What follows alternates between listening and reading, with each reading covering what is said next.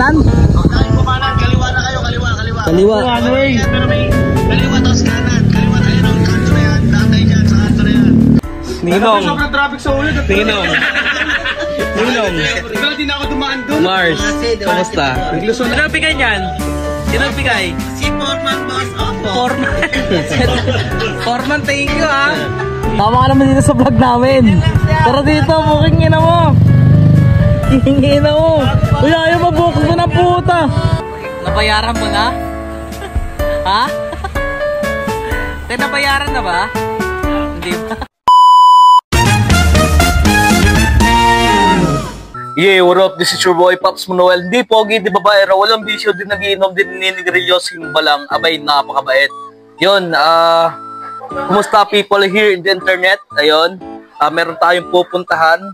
At sinundo tayo ng ating tropa dito. At sabi ko naman kanina, ayaw dapat pumunta doon.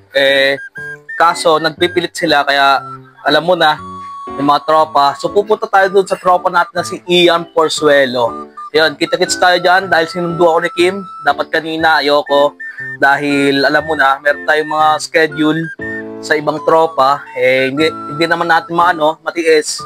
At pinagbigyan na natin. Kaya, see you there. At ayun na nga, palabas na ako ng compound namin dito dahil dito na rin nag-antay yung tropa natin na si Kim Gayo. At ayun na, kitang-kita nyo na, napaka-pogi ng dating. At kaagad na rin kami lumabas dito sa may shortcutan, dito sa may Bicol compound. Kitang-kita nyo naman, ayan, di mag-aalong traffic. And as you can see mga paps, medyo okay yung panahon ngayon. At ang tagus pala namin dyan ay sa C5. At bago nga kami makalabas ng C5 ay dumaan muna kami dito sa may Shell para magpagasolina. At after nga pala namin magpagas at magbayad ay kaagad na rin kami sumakay sa motor para lumarga na. At sa mga oras na to ay palabas na kami ng C5 niyan at medyo nararamdaman na namin yung ambience ng traffic. At mukhang hindi nga ako nagkamali sa hula ko dahil sa mga gantong oras paghapon na ay damang-dama na yung traffic dito, lalong-lalo na kapag rush hour. At ayun na nga, kitang-kita naman sa harapan natin na medyo nagkukumpulan na yung mga sasakyan. Bali dito nga kami mag-U-turn yan sa may James 7 dahil yung daan namin ay sa Uyo Road. Doon kami tatagos mismo sa may Commonwealth. At nang makapasok na kami dito sa may sa Uyo Road habang binabaybay namin dito at nakita na rin namin na sobrang traffic at nakita nyo na rin naman siguro yung mga sasakyan na sobrang dami at sunod-sunod na nakapila na medyo nainis na rin yung driver ko.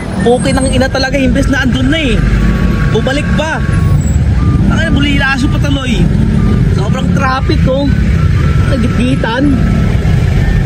Putang ina, pasundo pa kasi ang ina kasi nagpaiwan pa kasi ako Ba't ganun?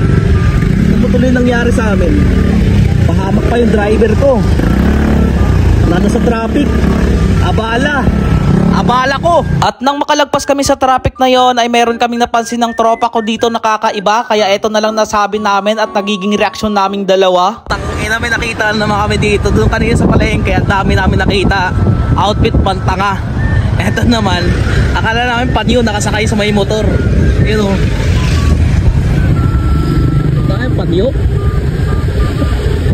Pasan mo nga.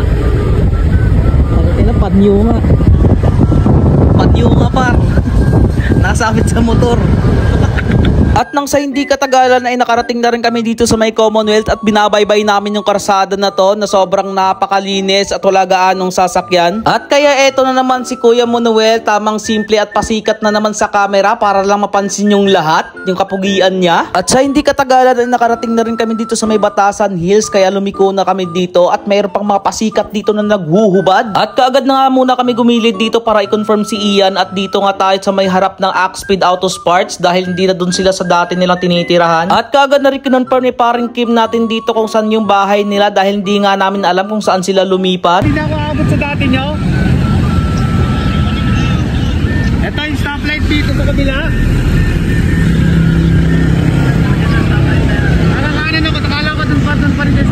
At nang malaman nga namin kung saan yung location nila at kung saan sila banda nakatira ay kaagad na rin kami sumibat at ginawa naming human waste si paring Ian namin dito. Human waste.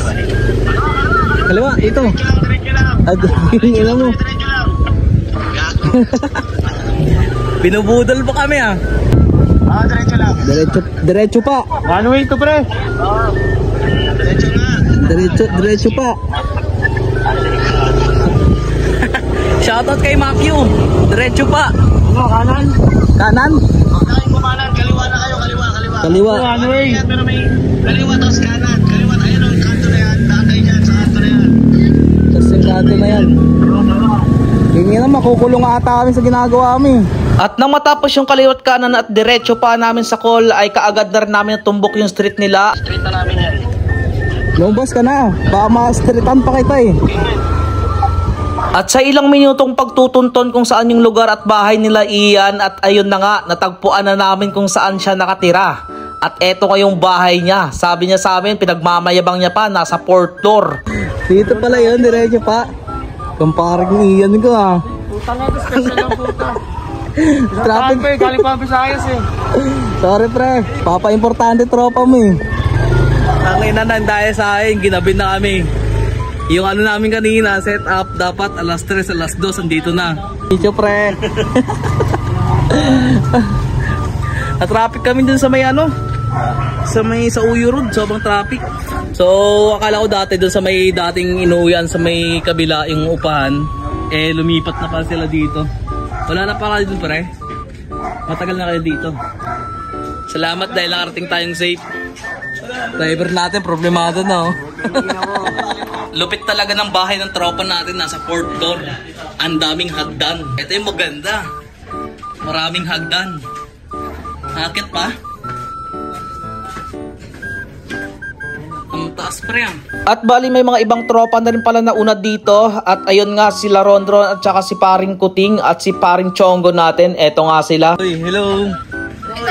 Good evening. Vlog yan. Laki ng inaanak ko. Ninong. Sobrang traffic sa ulo. Ninong. Ninong. Wala din ako dumaan doon. Mars, kamusta? Naglusolog na lang ako. At ayun na nga, nakarating na nga tayo dito sa taas. At ayun na nga yung inaanak ko. After a year, nagkita rin kami. Ayan, sobrang cute niya. At sobrang napakalaki na rin. Kasi nung umalis yun dito sa Malolos at lumipat sila sa may Batasan Hills, ay sobrang napaka baby girl pa niyan at napaka bibo. Talagang masasabi mo na ang bilis talaga ng panahon. Tignan nyo naman, sobrang napakalaki niya na at napaka cute pa rin. At after ilang oras na kulitan namin dito, ay dumating na rin yung ibang tropa natin. At andito na nga si Paring Baluloy natin. At meron nga siyang biniling baliwag dito, baliwag na lechon na manok at baliwag na lempo. Binilhan niya nga daw ako nito dahil sabi niya nagugutom na daw ako. At kaagad na rin dumampot si Paring Chongo ng lempo. At pinakita niya pa dito sa camera natin para magpasikat yung gago. Ay, grabe. Grabe ka kumain, Chong. At maya-maya pa ay dumating na yung Kuya Oliver natin na sobrang basang-basa dahil naabutan nga daw sila ng ulan. At syempre, nagbanding muna kami magtutropa dito. Tamang inuman, kwentuhan na may dalang kakulitan. At ayun na nga, malaking pasasalamat dahil nagsama-sama ulit tayo at nagkaharap-harap sa isang mesa. At bibigyan ko kayo ng isang tagay para sa tagumpay. At ayun na nga, grabe, sobrang napaka-solid talaga yung samahan, lalong-lalo na kapag walang iwanan. At maya-maya pa ay nagpaalam na rin si Paring Kim natin dito dahil may limit yung kanyang oras. Alam mo naman kapag may asawa at anak na, umiiba na yung estilo ng panahon at umiiba na rin yung estilo ng galawan natin. At maya-maya pa ay lumalabas na yung kulit ni Paring Chongo natin at nagpapasikat na sa camera. Sino bigay? Si Foreman boss. Opo. Foreman.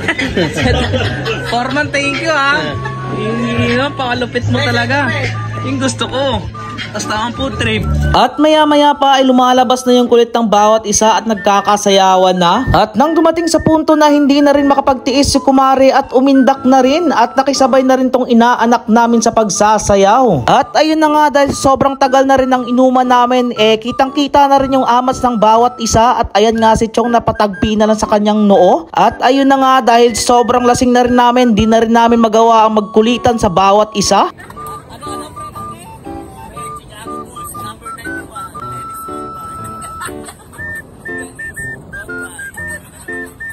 At dahil nga solved na rin yung bawat isa, ay kaagad na rin kami nagpaalam dito kila Mari at Paring Ian na uuwi na kami. Thank you.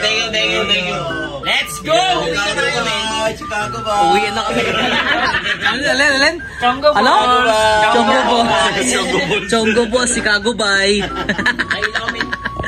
Yun, pauwi na kami lahat dahil alam nyo naman, uwi pa kami ng Novaliches. Siyempre, dito kami ngayon sa may Batasan Hills. Alam nyo na yun, Quezon City rin yun, pero medyo malayo-layo pa yung amin. Ayun, thank you, pre. Mark, thank you. Ayun, Maybe next time na lang ulit pag dumayo tayo dito. Thank you, pre. Love you, love you. Mars. Bye-bye. Huwag mo na alugin, pre. Kasi wala na mga alog dyan eh. Wala na. Pre. Pre, ingat pero. Sige mo. Kerry. So, pababa na kami guys. Yung maibaan dun sa baba. Kaya, naglilipat na sila dito. Bigla nga kaming natawa dito kay paring kuting namin dahil sobrang takot siya umakas kay Ronron dahil nga naliitan. Ron, ang tanong doon ni Kuting, sabi niya mababaw doon yung aangkasan niya. Takot, di ba? Takot lang, di ba? Uy, alam namin takot ka lang. Kaya doon ka sa mababaw. Ang kulit mo. Ang kulit mo. Ang kulit mo, Ting. Ako naangkas kay Ron, si Oliver dito magdadrive kay Baloloy. Yun. Ito, Ting. Tara, Ron. Dito na lang sa labas. Ayun, abangan na natin sa Malolos mamaya kung nagkaganapan doon. Let's go. Habang binabaybay namin yung Commonwealth na to, sobrang natatawa talaga ako kay Ting dahil kusa na lang siya nagsisignalite. At ayun nga, kita mo yung kamay niya pumapara. Sheesh! Let's go! Ting, palagpo na! Kuting! Hey! Let's go! Bakit mo takot? At nang matapos yung ilang minuto na pagbabiyahe namin sa Commonwealth ay kaagad na rin kami nakarating dito sa may Sauyo. At ayun na, nakita pa nga namin dito yung tropa namin na si Carlos Sustal. At ayun, hiyang-hiya pa nga sa camera natin. Ay, Boxman! Tungo na walang Pexman ng puta. Ginang-ina mo. Ay, tungo na kay. Walang Pexman ng puta. Pexman muna. Tungo yun. Takot sa camera. Takot si Carlos sa camera. Ano yun? Nasa Kings Point na nga kami ng mga oras na yan at naisipan ng mga tropa na bumiling Angel's Burger dahil pampatanggal amats nga daw, hika nga nila. Pero ewan ko kung totoo bang nakakatanggal amats yung Angels na yan. At isa-isa na rin kumukulit yung bawat isa dahil nagpapalabasan na sila ng amats dito at nagkukulitan. At nang matapos lutuin lahat ng mga order namin ay binayaran na kaagad dito ni Foreman Oliver. At ayun na nga, kinuha na rin yung order namin para dalhin pa uwi at doon na lang kakainin. At pagkadating nga namin dito sa may Bistic Bill ay kaagad na rin nagpudtripan yung bawat isa. Kitang-kita mo naman yung bakas ng gutom at bakas ng amas dito sa mukha ng bawat isa. At ayun na nga, dito ko lang rin tatapusin tong video na to dahil anong oras na rin. Ayun, maraming salamat sa inyong lahat sa suporta nyong tunay. Mag-ingat kayo palagi and God bless. We love you all.